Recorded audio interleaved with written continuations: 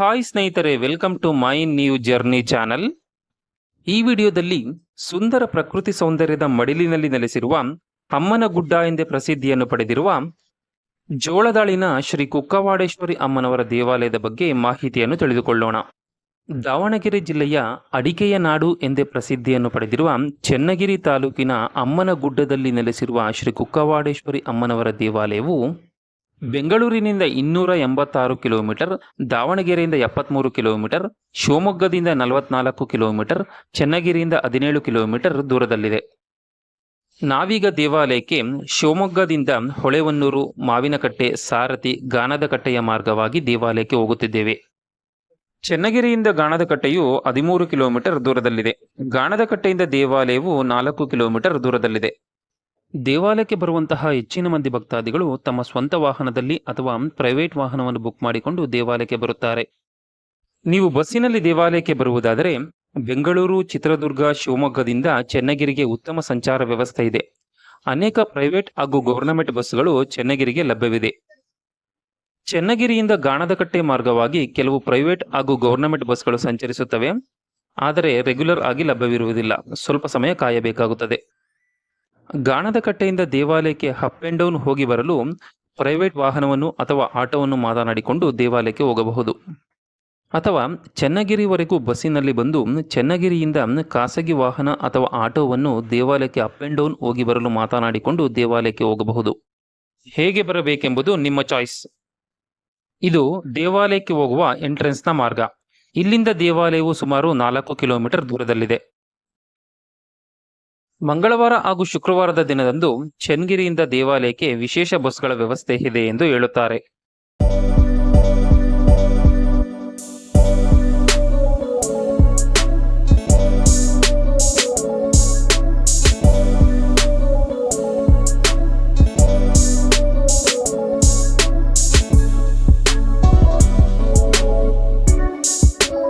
ಇದು ಶ್ರೀ ಕುಕ್ಕವಾಡೇಶ್ವರಿ ಅಮ್ಮನವರ ದೈವಿ ವನ.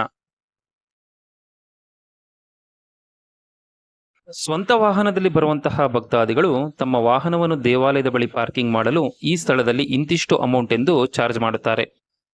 ಭದ್ರಾ ಅರಣ್ಯ ಪ್ರದೇಶದ ದಟ್ಟ ಕಾನನದ ಮಧ್ಯೆ ನೆಲೆಸಿರುವ ಈ ಪ್ರಸಿದ್ಧ ಪುಣ್ಯಕ್ಷೇತ್ರವು ಧಾರ್ಮಿಕತೆಯ ಜೊತೆಗೆ ಸುಂದರ ಪ್ರಕೃತಿ ಸೌಂದರ್ಯವನ್ನು ಒಳಗೊಂಡಿದೆ. ತನ್ನನ್ನು ನಂಬಿ ಬಂದ ಭಕ್ತರ ಕೈಬಿಡದೆ ಭಕ್ತರ ಕಷ್ಟಗಳನ್ನು ದೂರ ಮಾಡುತ್ತಾ ಭಕ್ತರ ಪಾಲಿಗೆ ಶ್ರೀ ಕುಕ್ಕವಾಡೇಶ್ವರಿ ಅಮ್ಮನವರು ಕಲ್ಪವೃಕ್ಷವೂ ಕಾಮಧೇನುವೂ ಆಗಿದ್ದಾರೆ. ದೇವಾಲಯಕ್ಕೆ ಹೋಗುವ ಮೊದಲು ದೇವಾಲಯದ ಸ್ಥಳ ಪುರಾಣವನ್ನು ತಿಳಿಯೋಣ. ಸುಮಾರು 100 ವರ್ಷಗಳ ಹಿಂದೆ ದಟ್ಟ ಅರಣ್ಯದಿಂದ ಆವೃತವಾಗಿದ್ದ ಈ ಪ್ರದೇಶವನ್ನು ಕುಕ್ಕವಾಡ ಎಂದು ಕರೆಯುತ್ತಿದ್ದರು. ಈ ಪ್ರದೇಶದ ಹಳ್ಳಿಯೊಂದರ ಗೌಡರ ಮನೆಯ ಹಸುವೊಂದು ಮನೆಯಲ್ಲಿ ಹಾಲನ್ನು ಕೊಡುತ್ತಿರಲಿಲ್ಲವಂತೆ. ಆಗ ಗೌಡನು ಹಸುವನ್ನು ಕಾಯುತ್ತಿದ್ದ ಹುಡುಗನನ್ನು ವಿಚಾರಣೆ ಮಾಡುತ್ತಾರೆ. ನೀನೇ ಹಸುವಿನ ಹಾಲನ್ನು ಕರೆದು ಏನೋ ಮಾಡುತ್ತಿದ್ದೀಯಾ ಎಂದು ಗೌಡನು ಹುಡುಗನ ಮೇಲೆ ಆರೋಪಿಸುತ್ತಾರೆ. ಇದರಿಂದ ಬೇಸರಗೊಂಡ ಆ ಹುಡುಗನು ಒಂದು ದಿನ ಹಸುವನ್ನು ಕಾಡಿನಲ್ಲಿ ಮೇಯಲು ಬಿಟ್ಟು ಆ ಹಸು ಎಲ್ಲಿಗೆ ಹೋಗುತ್ತದೆ ಎಂದು ಹಸುವನ್ನು ಹಿಂಬಾಲಿಸುತ್ತಾನೆ. ಹಸುವು ಕಾಡಿನಲ್ಲಿ ಇದ್ದ ಒಂದು ದೊಡ್ಡ ಹುತ್ತಕ್ಕೆ ತನ್ನಷ್ಟಕ್ಕೆ ತಾನೇ ಹಾಲು ಸುರಿಸುತ್ತಿರುತ್ತದೆ. ಈ ದೃಶ್ಯವನ್ನು ನೋಡಿದ ಹುಡುಗನು ಈ ವಿಷಯವನ್ನು ಗ್ರಾಮಸ್ಥರಿಗೆ ಮತ್ತು ಗೌಡರಿಗೆ ತಿಳಿಸುತ್ತಾನೆ. ಗ್ರಾಮಸ್ಥರು ಹಸುವಿದ್ದ ಸ್ಥಳಕ್ಕೆ ಬಂದು ಹಸುವು ಹುತ್ತಕ್ಕೆ ಹಾಲನ್ನು ಸುರಿಸುತ್ತಿರುವ ದೃಶ್ಯವನ್ನು ಕಂಡು ಆಶ್ಚರ್ಯಚಕಿತರಾಗುತ್ತಾರೆ. ಅದೇ ಸಮಯದಲ್ಲಿ ಅಲ್ಲೇ ಇದ್ದ ಚಿಕ್ಕ ಬಾಲಕಿಯ ಮೇಲೆ ಆಹ್ವಾನೆಯಾದ ಅಮ್ಮನವರು, ನಾನು ಈಶ್ವರಿಯಾಗಿ ಈ ಪ್ರದೇಶದಲ್ಲಿ ನೆಲೆಸಿರುವ ಕಾರಣ ನನಗೆ ಒಂದು ದೇವಾಲಯವನ್ನು ಕಟ್ಟಿಸಿ ಎಂದು ಅಮ್ಮನವರು ಆದೇಶಿಸುತ್ತಾರೆ. ಗ್ರಾಮಸ್ಥರು ಹುತ್ತದಲ್ಲಿದ್ದ ಅಮ್ಮನವರ ಮೂರ್ತಿಯನ್ನು ಹೊರತೆಗೆದು ಹುತ್ತದ ಮುಂಭಾಗದಲ್ಲಿ ಪ್ರತಿಷ್ಠಾಪಿಸಿ ದೇವಾಲಯವನ್ನು ನಿರ್ಮಾಣ ಮಾಡುತ್ತಾರೆ. ಈಶ್ವರಿ ದೇವಿಯು ಕುಕ್ಕವಾಡ ಗ್ರಾಮದಲ್ಲಿ ಬಂದು ನೆಲೆಸಿರುವ ಕಾರಣ ಅಮ್ಮನವರಿಗೆ ಕುಕ್ಕವಾಡೇಶ್ವರಿ ಎಂಬ ಹೆಸರು ಬಂದಿದೆ. ಇದು ದೇವಾಲಯದ ಪ್ರಧಾನ ರಾಜಗೋಪುರ. ಈ ಸ್ಥಳದಲ್ಲಿ ಪೂಜಾ ಸಾಮಗ್ರಿಗಳು ದೊರೆಯುತ್ತದೆ. ತೆಗೆದುಕೊಳ್ಳ ಬಯಸುವವರು ತೆಗೆದುಕೊಳ್ಳಬಹುದು.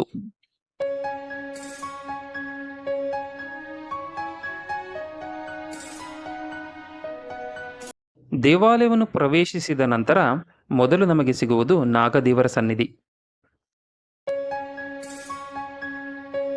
ಪಾರ್ವತಿ ದೇವಿ ಸ್ವರೂಪರಾದ ಶ್ರೀ ಕುಕ್ಕವಾಡೇಶ್ವರಿ ಅಮ್ಮನವರು ಈ ಸ್ಥಳದಲ್ಲಿ ನೆಲೆಸಿ ತಮ್ಮನ್ನು ನಂಬಿ ಬಂದ ಭಕ್ತರ ಕಷ್ಟಗಳನ್ನು ಪರಿಹರಿಸುತ್ತಾ ಭಕ್ತರನ್ನು ಅನುಗ್ರಹಿಸುತ್ತಿದ್ದಾರೆ. ರಾಜ್ಯದ ವಿವಿಧೆಡೆಯಿಂದ ಅನೇಕ ಮಂದಿ ಭಕ್ತಾದಿಗಳು ಈ ಕ್ಷೇತ್ರಕ್ಕೆ ಆಗಮಿಸುತ್ತಾರೆ. ಅನೇಕ ಮಂದಿ ಭಕ್ತಾದಿಗಳ ಜೀವನದಲ್ಲಿನ ಸಕಲ ದುಃಖಗಳು ಅಮ್ಮನವರ ಕೃಪೆಯಿಂದ ದೂರವಾಗಿ ಸುಖ ಜೀವನವನ್ನು ನಡೆಸುತ್ತಿದ್ದಾರೆ. ಭಕ್ತರು ತಮ್ಮ ಆರ್ಥಿಕ ಸಮಸ್ಯೆ, ಆರೋಗ್ಯ ಸಮಸ್ಯೆಯು ಪರಿಹಾರವಾಗಲೆಂದು ಅಮ್ಮನವರಿಗೆ ಹರಕೆಯನ್ನು ಕಟ್ಟುತ್ತಾರೆ. ಸಂತಾನ ಭಾಗ್ಯ ಇಲ್ಲದಂತಹ ಭಕ್ತಾದಿಗಳು ಅಮ್ಮನವರಿಗೆ ಹರಕೆಯನ್ನು ಕಟ್ಟಿಕೊಂಡ ನಂತರ ಸಂತಾನ ಭಾಗ್ಯ ಪ್ರಾಪ್ತಿಯಾಗಿರುವ ಎಷ್ಟೋ ಉದಾಹರಣೆಗಳು ಈ ಕ್ಷೇತ್ರದಲ್ಲಿ ಸಿಗುತ್ತವೆ. ರೈತರು ಉತ್ತಮವಾದ ಬೆಳೆಗಾಗಿ ಅಮ್ಮನವರನ್ನು ಆರಾಧಿಸುತ್ತಾರೆ. ಶ್ರೀ ಕುಕ್ಕವಾಡೇಶ್ವರಿ ಅಮ್ಮನವರು ತಮ್ಮನ್ನು ನಂಬಿ ಬಂದ ಭಕ್ತರ ಪಾಲಿನ ಕಲ್ಪವೃಕ್ಷವೂ ಕಾಮಧೇನುವೂ ಆಗಿದ್ದಾರೆ.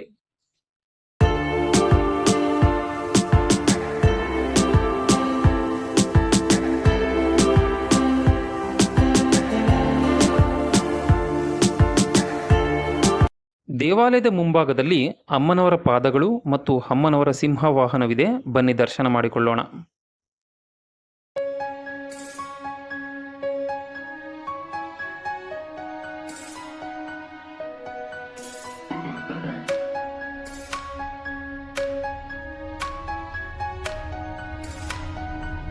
ಈ ಕ್ಷೇತ್ರದಲ್ಲಿ ಶ್ರೀ ಕುಕ್ಕವಾಡೇಶ್ವರಿ ಅಮ್ಮನವರ ಆಲಯದ ಜೊತೆಗೆ ಶ್ರೀ ಮಹಾಗಣಪತಿ, ಶ್ರೀ ಪರಶುರಾಮರ ಆಲಯ, ಶ್ರೀ ಮಾತಂಗಮ್ಮನವರ ದೇವಾಲಯಗಳಿವೆ.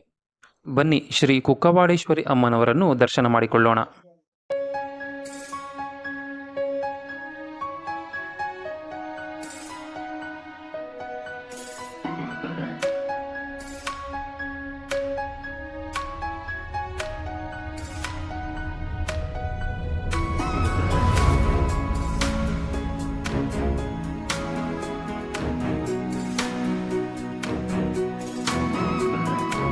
ಶ್ರೀ ಕುಕ್ಕವಾಡೇಶ್ವರಿ ಅಮ್ಮನವರನ್ನು ದರ್ಶಿಸಿಕೊಳ್ಳಿ. ಅಮ್ಮನವರ ದೊಡ್ಡ ಮೂರ್ತಿಯ ಕೆಳಭಾಗದಲ್ಲಿ ಹಳೆಯ ಮೂರ್ತಿಯನ್ನು ಕೂಡ ಕಾಣಬಹುದು. ಶ್ರೀ ಕುಕ್ಕವಾಡೇಶ್ವರಿ ಅಮ್ಮನವರ ಮೂರ್ತಿಯು 4 ಕೈಗಳನ್ನು ಹೊಂದಿದ್ದು, ಒಂದು ಕೈಯಲ್ಲಿ ಖಡ್ಗ, ಇನ್ನೊಂದು ಕೈಯಲ್ಲಿ ತ್ರಿಶೂಲ, ಮತ್ತೊಂದು ಕೈಯಲ್ಲಿ ಡಮರು ಹಾಗೂ ವಿಶೇಷವಾಗಿ ಇನ್ನೊಂದು ಕೈಯಲ್ಲಿ ಮಗುವನ್ನು ಹಿಡಿದಿದ್ದಾರೆ. ಮಕ್ಕಳೆಂದರೆ ಅಮ್ಮನವರಿಗೆ ಬಹಳ ಪ್ರೀತಿ. ಸಂತಾನ ಭಾಗ್ಯ ಇಲ್ಲದವರು ಅಮ್ಮನವರ ಸನ್ನಿಧಾನದಲ್ಲಿ ಹರಕೆಯನ್ನು ಕಟ್ಟಿಕೊಂಡರೆ ಸಂತಾನ ಭಾಗ್ಯವು ಪ್ರಾಪ್ತಿಯಾಗುತ್ತದೆ ಎಂಬುದು ಭಕ್ತರ ನಂಬಿಕೆ.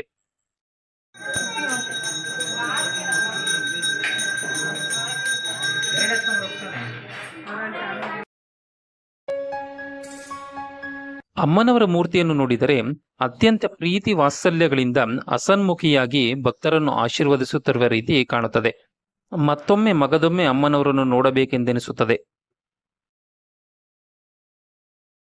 ಶ್ರೀ ಕುಕ್ಕವಾಡೇಶ್ವರಿ ಅಮ್ಮನವರ ದೇವಾಲಯವು ಹಿಂದೂ ಧಾರ್ಮಿಕ ದತ್ತಿ ಇಲಾಖೆಯ ಅಧೀನದಲ್ಲಿದೆ. ಪ್ರಸ್ತುತವಿರುವ ದೇವಾಲಯವನ್ನು 2013ರಲ್ಲಿ ಮುಜರಾಯಿ ಇಲಾಖೆ ಹಾಗೂ ಭಕ್ತಾದಿಗಳು ಸೇರಿ ನಿರ್ಮಿಸಿದ್ದಾರೆ.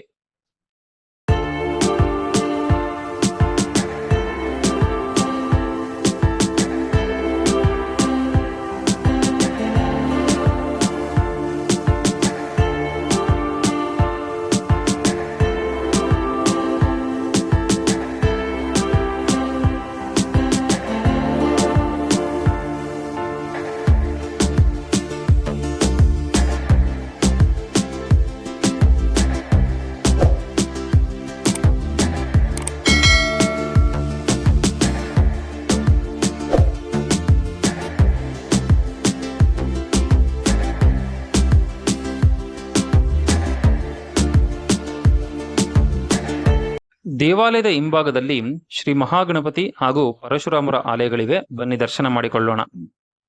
ಪಾರ್ವತಿ ದೇವಿ ಅಮ್ಮನವರು ನೆಲೆಸಿರುವ ಕಡೆ ಮಗನ ಆಲಯ ಇದ್ದೇ ಇರುತ್ತದೆ. ಶ್ರೀ ಮಹಾಗಣಪತಿಯನ್ನು ದರ್ಶಿಸಿಕೊಳ್ಳಿ.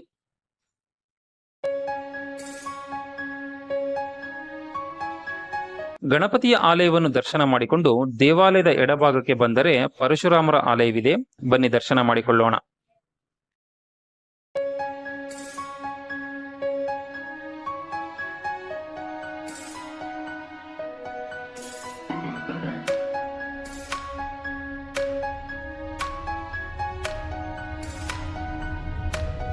ಶ್ರಾವಣ ಮಾಸ, ವಿಜಯದಶಮಿ, ಕಾರ್ತಿಕ ಮಾಸದಂದು ದೇವಾಲಯದಲ್ಲಿ ವಿಶೇಷ ಪೂಜೆ ಪುನಸ್ಕಾರಗಳನ್ನು ನೆರವೇರಿಸುತ್ತಾರೆ. ಶ್ರೀ ಸವದತ್ತಿ ಯಲ್ಲಮ್ಮನ ಆಲಯದ ರೀತಿಯಲ್ಲಿಯೇ ಈ ಕ್ಷೇತ್ರದಲ್ಲಿ ಅನೇಕ ಜೋಗಮ್ಮನವರನ್ನು ಕಾಣಬಹುದು. ಅವರ ಬಾಯಿಂದ ಅಮ್ಮನವರ ಕೀರ್ತನೆಯ ಹಾಡುಗಳನ್ನು ಕೇಳುತ್ತಿದ್ದರೆ ಬಹಳ ಆನಂದವೆನಿಸುತ್ತದೆ. ಶ್ರೀ ಕುಕ್ಕವಾಡೇಶ್ವರಿ ಅಮ್ಮನವರು ಸುತ್ತಮುತ್ತಲಿನ 48 ಹಳ್ಳಿಗಳ ಅಧಿದೇವತೆಯಾಗಿದ್ದಾರೆ. ಇಲ್ಲಿ ನೋಡಿ, ಅಮ್ಮನವರ ಸಿಂಹವಾಹನದ ಮೇಲೆ ಆಂಜನೇಯ ಸ್ವಾಮಿಯು ದರ್ಶನವನ್ನು ಕೊಡುತ್ತಿದ್ದಾರೆ.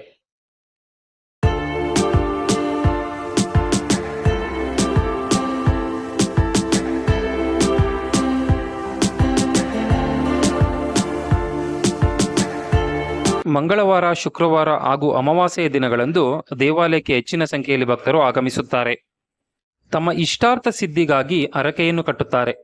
ಅಂದುಕೊಂಡ ಹರಕೆ ಪೂರ್ತಿಯಾದರೆ ಪುನಃ ದೇವಾಲಯಕ್ಕೆ ಆಗಮಿಸಿ ಅಮ್ಮನವರಿಗೆ ಪೂಜೆ ಸಲ್ಲಿಸಿ ತಾವು ಅಂದುಕೊಂಡ ಹರಕೆಯನ್ನು ಪೂರ್ತಿ ಮಾಡುತ್ತಾರೆ.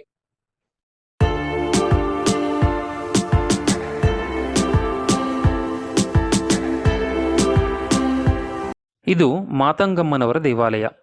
ಶ್ರೀ ಕುಕ್ಕವಾಡೇಶ್ವರಿ ಅಮ್ಮನವರ ದೇವಾಲಯದ ಪಕ್ಕದಲ್ಲಿಯೇ ಮಾತಂಗಿ ಅಮ್ಮನವರ ದೇವಾಲಯವಿದೆ. ಮಾತಂಗಮ್ಮನವರನ್ನು ಶ್ರೀ ಕುಕ್ಕವಾಡೇಶ್ವರಿ ಅಮ್ಮನವರ ತಂಗಿ ಎಂದು ಹೇಳುತ್ತಾರೆ. ಬನ್ನಿ ಅಮ್ಮನವರನ್ನು ದರ್ಶನ ಮಾಡಿಕೊಳ್ಳೋಣ.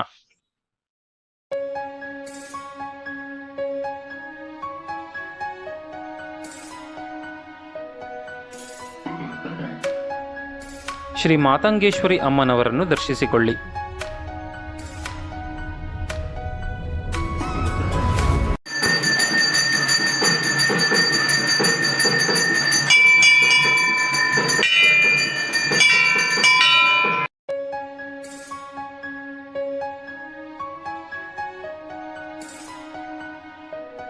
ಅನೇಕ ಮಂದಿ ಭಕ್ತಾದಿಗಳು ತಾವು ಕೋರಿಕೊಂಡ ಕೋರಿಕೆಗಳು ಪೂರ್ತಿಯಾದ ನಂತರ ದೇವಾಲಯಕ್ಕೆ ಆಗಮಿಸಿ ಮಾಂಸದ ಅಡುಗೆಯನ್ನು ತಯಾರಿಸಿ ಎಡೆಯನ್ನು ಮಾಡಿ ತಮ್ಮ ಕುಟುಂಬದವರು ಹಾಗೂ ಬಂಧು ಬಳಗದವರಿಗೆ ಊಟವನ್ನು ಹಾಕುತ್ತಾರೆ. ಅನೇಕ ಮಂದಿ ಸಸ್ಯಾಹಾರಿಗಳು ಕೂಡ ದೇವಾಲಯಕ್ಕೆ ಆಗಮಿಸುತ್ತಾರೆ. ಅಮ್ಮನವರನ್ನು ದರ್ಶಿಸಿಕೊಂಡು ತಮ್ಮ ಕಷ್ಟಗಳನ್ನು ದೂರ ಮಾಡುವಂತೆ ಅಮ್ಮನವರಿಗೆ ಪ್ರಾರ್ಥನೆ ಸಲ್ಲಿಸುತ್ತಾರೆ. ತಮ್ಮ ಸಮಸ್ಯೆಗಳು ದೂರವಾದ ನಂತರ ಪುನಃ ದೇವಾಲಯಕ್ಕೆ ಆಗಮಿಸಿ ತಮ್ಮ ಹರಕೆಯನ್ನು ತೀರಿಸುತ್ತಾರೆ. ದೇವಾಲಯದ ಮುಂಭಾಗದಲ್ಲಿ ಅಡುಗೆ ತಯಾರಿಸಲು ಬೇಕಾದ ಪಾತ್ರೆ, ಒಲೆ, ಸಿಲಿಂಡರ್ ಹಾಗೂ ಇತ್ಯಾದಿ ಸಾಮಗ್ರಿಗಳು ದೊರೆಯುತ್ತದೆ. ಇವರು ಈ ಸಾಮಗ್ರಿಗಳಿಗೆ ಇಂತಿಷ್ಟು ಅಮೌಂಟ್ ಎಂದು ತೆಗೆದುಕೊಳ್ಳುತ್ತಾರೆ. ಸ್ವಂತ ವಾಹನದಲ್ಲಿ ಬರುವಂತಹ ಭಕ್ತಾದಿಗಳು ತಮ್ಮ ಮನೆಯಿಂದಲೇ ಅಡುಗೆ ತಯಾರಿಸಲು ಬೇಕಾದ ಸಾಮಗ್ರಿಗಳನ್ನು ತೆಗೆದುಕೊಂಡು ಬರುತ್ತಾರೆ.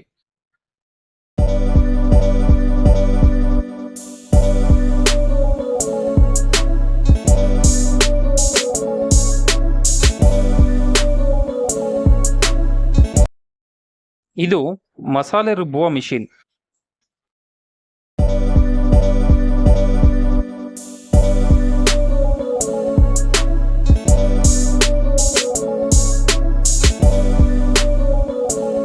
ನಮ್ಮ ಎಡಗಡೆಯಲ್ಲಿರುವ ಈ ರಸ್ತೆಯಿಂದ ಸ್ವಲ್ಪ ಮುಂದೆ ಸಾಗಿದರೆ ಶ್ರೀ ಬಸವೇಶ್ವರ ಸ್ವಾಮಿಯ ಆಲಯ ಹಾಗೂ ಪುಷ್ಕರಣಿಯು ಸಿಗುತ್ತದೆ.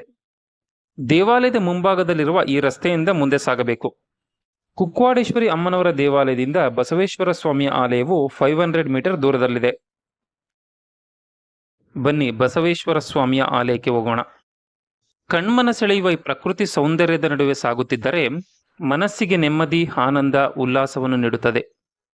ನೀವು ನಿಮ್ಮ ಸ್ವಂತ ವಾಹನದಲ್ಲಿ ಬಂದಿದ್ದರೆ ವಾಹನದಲ್ಲೇ ಶ್ರೀ ಬಸವೇಶ್ವರ ಸ್ವಾಮಿಯ ದೇವಾಲಯಕ್ಕೆ ಹೋಗಬಹುದು.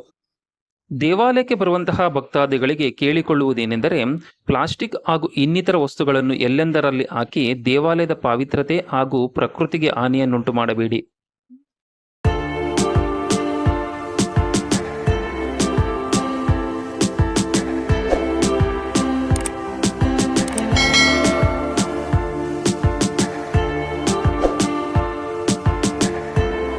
ಬನ್ನಿ ಬಸವೇಶ್ವರ ಸ್ವಾಮಿಯನ್ನು ದರ್ಶನ ಮಾಡಿಕೊಳ್ಳೋಣ.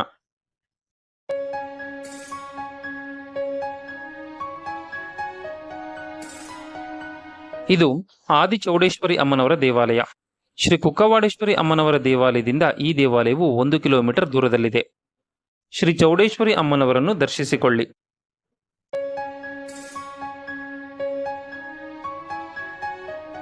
ಈ ದೇವಾಲಯದ ವಿಶೇಷತೆ ಏನೆಂದರೆ, ಈ ದೇವಾಲಯಕ್ಕೆ ಬರುವಂತಹ ಭಕ್ತಾದಿಗಳು ತಾವು ಕೋರಿಕೊಂಡ ಕೋರಿಕೆಗಳು ಪೂರ್ತಿಯಾಗಲೆಂದು ಬಟ್ಟೆಯಲ್ಲಿ ಕಲ್ಲನ್ನು ಕಟ್ಟಿ ಶ್ರೀ ಚೌಡೇಶ್ವರಿ ಅಮ್ಮನವರಿಗೆ ಪೂಜೆ ಸಲ್ಲಿಸಿ ದೇವಾಲಯದ ಬಳಿ ಇರುವ ದೊಡ್ಡ ಆಲದ ಮರಕ್ಕೆ ಕಲ್ಲನ್ನು ಕಟ್ಟುತ್ತಾರೆ.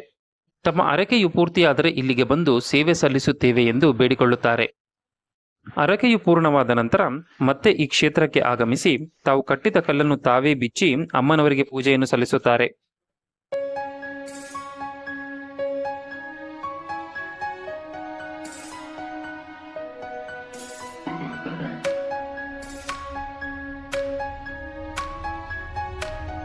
ಭಕ್ತರು ಕಟ್ಟಿರುವ ಸಾವಿರಾರು ಹರಕೆಯ ಕಲ್ಲುಗಳನ್ನು ಇಲ್ಲಿ ಕಾಣಬಹುದು. ಕತ್ತಲಾಗಿರುವ ಕಾರಣ ವಿಡಿಯೋದಲ್ಲಿ ಸರಿಯಾಗಿ ಕಾಣುತ್ತಿಲ್ಲ. ಇದು ನಾಗದೇವರ ಸನ್ನಿಧಿ.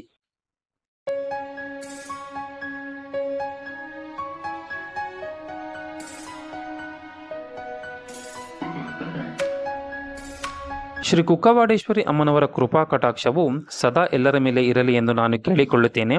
ಈ ವಿಡಿಯೋ ನಿಮಗೆ ಇಷ್ಟವಾಗಿದ್ದರೆ ಲೈಕ್ ಮಾಡಿ, ಶೇರ್ ಮಾಡಿ, ಹಾಗೆ ಸಬ್ಸ್ಕ್ರೈಬ್ ಮಾಡಿಕೊಳ್ಳಿ. ಧನ್ಯವಾದಗಳು.